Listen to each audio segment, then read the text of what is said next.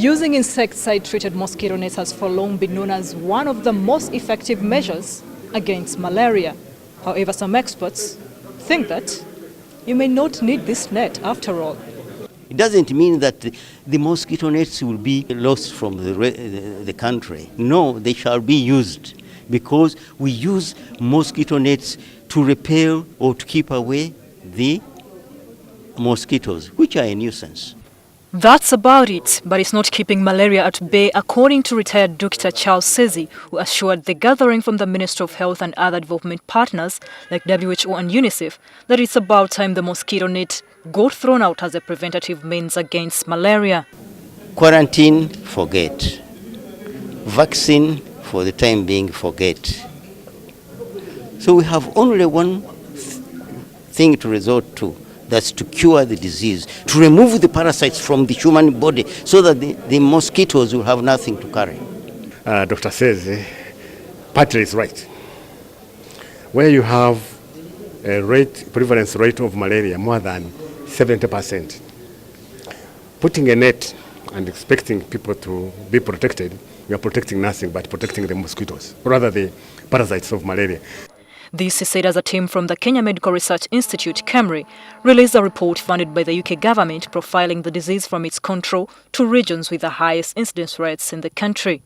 In the report, nets are cited as a measure that has been helping in the malaria fight.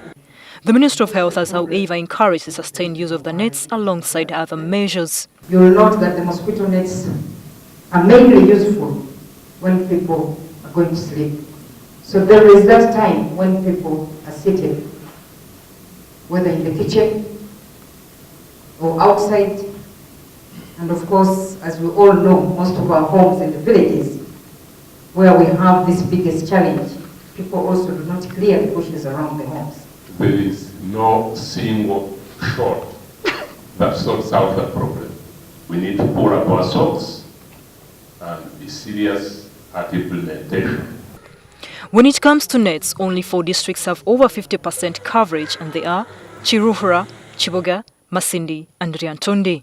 However, Dr. says and others who share his view question why Chiruhura is amongst the 10 worst hit districts, yet it has a high net coverage. The other worst hit districts are in eastern Uganda, including Jinja, Mayuge, Iganga and Budaka. In Uganda, you start off with a very high malaria transmission intensity in the eastern region, in the northern region and in West Nile. Now what happens is if the intervention is not very good, then it doesn't drop. So in the northern region, I think with indoor residual spraying, it is beginning to come down. In the east, I think intervention coverage is still below 30%, so it has not yet come down. But for 25 districts, at least they have had a 20% reduction, so that's the good news. And then for about 4 districts, more than a 50% reduction, including Kampala, which is also very good news for us. In the report, only about 4% of the population, or a little over 1 million Ugandans, live in areas that are free of malaria, out of the over 34 million people. In such a situation where you have a high malaria prevalence rate, you should treat everyone first, then put a net. Between 250 to about 1,600 infected mosquitoes bite one Ugandan per year, with 3 most known dominant vectors, all Anopheles. Florence Naluyimba, NTV.